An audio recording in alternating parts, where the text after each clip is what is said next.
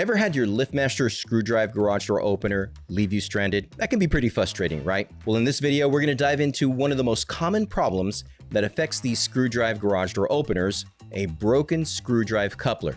And at the same time, we're going to give you a step-by-step tutorial on how you can repair and replace these screwdriver garage door openers from LiftMaster. Let's party. Now, I don't know why I took off my glasses because I need to see my notes, but before we get into the common problems and some of the troubleshooting pro tips that we can provide you with regards to these screwdriver garage door openers, we're going to show you first a step-by-step tutorial on how you can repair and replace again the screwdriver coupler to the LiftMaster, specifically this model, the 3110. So we have a LiftMaster screwdriver garage door opener. These were one of the best garage door opener motors that LiftMaster ever came out with. And one of the reasons why it was so good was because this motor inside was pretty resilient. The rail assembly was pretty strong. And one of the things that affected this was basically this connecting part right here should have a coupler, and that coupler pretty much broke off. So what we're gonna do is we're gonna focus on getting that replaced, but in order to do that, we need to make sure where our limits are at. And one of the ways that I do that is by testing the sensors. See if we trip the sensors. Basically, this tells me it's going in the up position. So if that is at the up position, we should hit it one more time, trip the sensors. So now we hear the motor going back. We see it blink, we see it click. And what that basically tells us now is that our limit sensors inside are in the up position. But if you notice, our inner gear rack is in the down position. So we would not want to replace that coupler the way the limits are set right now. What we're going to do is we're going to press the button one more time, and we're going to make sure that it's all the way down without tripping the sensors. Now that the motor has stopped, that basically means that our inner gear rack right here is in the down position. Now that looks kind of beat up, so we might have a problem with this rail assembly. Let's go ahead and test that.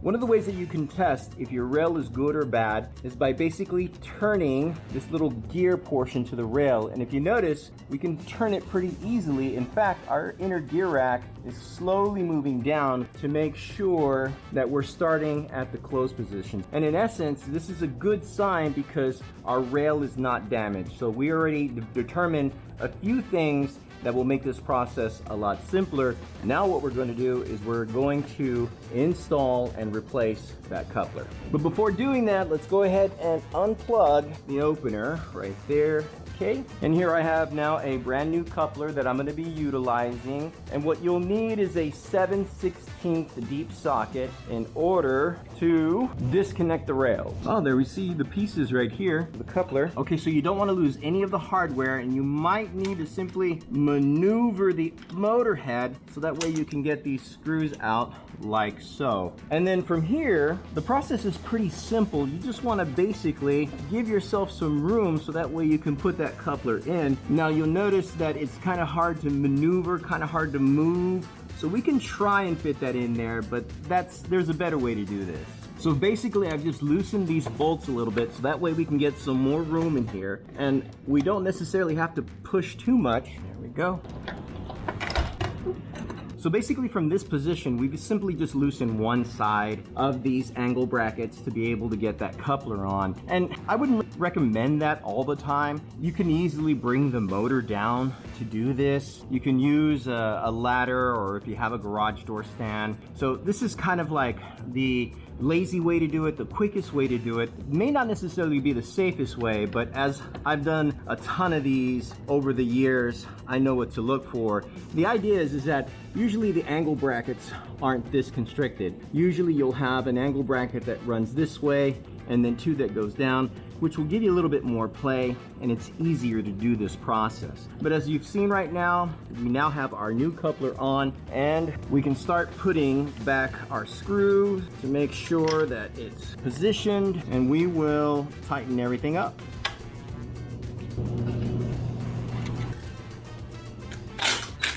Now don't forget to tighten the nut and bolt on both sides if you have in fact loosened it.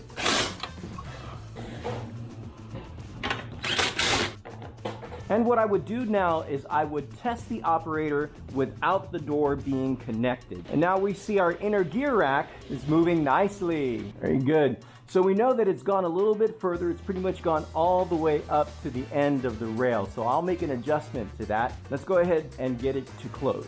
Excellent. So we see how our inner gear rack has not necessarily gone all the way down. So at this point, I will connect it to the door. Okay, we see that we have a little bit of light there on the bottom. Not to worry, we'll just make the adjustment for that. And I already know that the inner gear rack goes further up than to my liking. So to adjust that, basically I'm going to look at these two dials right here for the limit settings.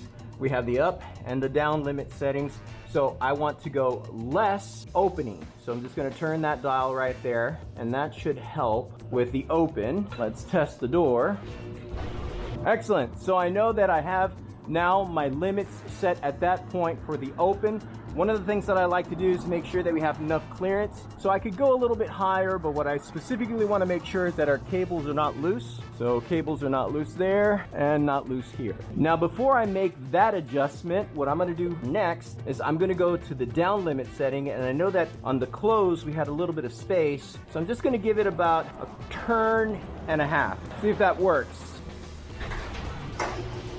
Beautiful. So now we see that our bottom door section has closed completely. There's no more light. There's a little bit of light on that end, but that's because of the bottom weather seal. There's not a lot of pressure to the rail assembly. That is, we don't see the door forcefully pushing up on the rail, which is something that you do want to look for. Now we know that our door could go up a little bit more, so we're just going to give, I would say, about a turn. You can adjust it, make micro turns if you want, but I'm just going to give it about a full turn to make sure that we have enough open clearance, and test it once more. All right. Okay, so this is about the height where we want to be. Cable, good. Cable, good. That's pretty much it. So a few takeaways when you're replacing the coupler to these LiftMaster screwdriver garage door openers. You want to make sure first where your limit settings are at. You will do that by tripping the sensors to make sure whether it's at the up or down position. You also want to test that screw inside the rail assembly. If you're able to turn it freely, you're good to go. But if you feel that there's force or it's locking up or it's not moving, then you know that your rail assembly's gone bad and you pretty much have to get a new garage door opener. After replacing the coupler, and again, I kind of did it the lazy way, just kind of moving this motor head back so that way I could put that coupler in. You can easily bring it down or halfway or on a ladder to make that happen. You know, I just want to keep in mind that when you're doing that, just be as safe as possible. And last but not least, test the door. So you don't want to, I should say, test the opener before connecting the door. So you want to make sure the inner gear rack slides back and forth, and then you connect it and then make those micro adjustments for the door limit to open and close. So hopefully that's been helpful. So as we've shown you in this video, replacing that coupler to the screwdriver garage door opener for the LiftMaster is really not a tough task. Nevertheless, there's a level of skill and a level of know-how and tools that you'll need in order to get the job done. And you can find this coupler pretty much anywhere on the internet. But one of the things that I want to highlight in this video is, again, whenever you see this coupler broken, there's a reason behind that. Specifically, it'll have to do with the excessive weight of the door, or how the opener is operating with the door, or maybe something wrong with the actual rail assembly. Now, take that into account before you invest money into repairing this garage door opener. Because to be completely honest with you, if you are looking at an older LiftMaster screwdriver, then it might make sense to simply replace the garage door opener, perhaps with a new chain drive or new belt drive, or even a wall mount garage door opener. So to reiterate, the common problems that would affect a garage door opener like this, obviously with a loose, broken, or noisy coupler, would specifically mean that it's coming to the end of its life. And at the same time, it's probably just struggling with the garage door system. Of course, if you are making a repair to these garage door openers that are older, well, you definitely want to address the garage door system. You want to make sure that the balance is good. You want to make sure that the torsion springs are well adjusted. And of course, apply a lubrication to the garage door system so that way you can buy yourself some time with this repair of the screwdriver coupler for these LiftMaster openers. Now, there are some things that you can do when inspecting your LiftMaster screwdriver garage door opener. Specifically, look at the rail. If you see that that screw rail is wearing, or if you see broken pieces to it, then yeah, That's a good sign that you're dealing with an actual rail problem, and that's what's affecting the screw drive coupler to this garage door opener. So at this point, just make sure that that screw drive is properly lubricated. You can, again, turn the actual screw to see if it moves freely, like we showed you in this video. But if it doesn't move freely, well then yes, that is a good sign that that rail is severely damaged. And at that point, I have no other recourse, or that is, I really don't suggest anything else but a replacement to the garage door opener. And last but not least, check for unusual noises. Now, noise from your garage door system is not something that's uncommon. Your garage door system will naturally make noise. It'll come either from the rollers, the hinges, the actual door sections, and of course your garage door opener.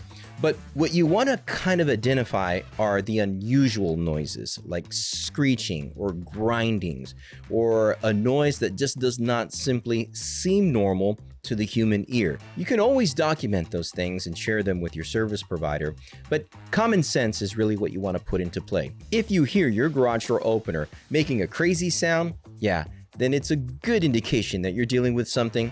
And again, you're at that crossroad whether you should repair or replace. Clearly, you can do that now with our free garage door safety scorecard. Is your garage door a safety hazard? Don't wait till your next expensive garage door accident to happen. Download our free garage door safety scorecard and check for potential dangers like faulty sensors, worn torsion springs, and more.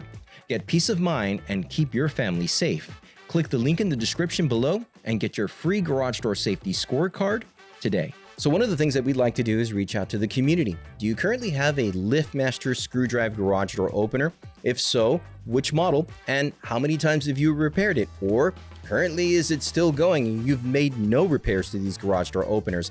I'd like to find out if that's the case. I'm almost going to say that there's probably a huge number of people that have had the LiftMaster screw drive garage door openers without any problems just because they've maintained their garage door system, to a T. So we would love to hear from you guys. And of course, from the dealer community, we would love to hear from the dealer community. What was your favorite LiftMaster screw drive garage door openers? How many screw drive couplers have you repaired? Please, we would love to hear from you in the comments down below. Now, granted, if you are at that crossroad where your screw drive garage door opener is no longer reliable, then you might want to consider a new garage door opener motor.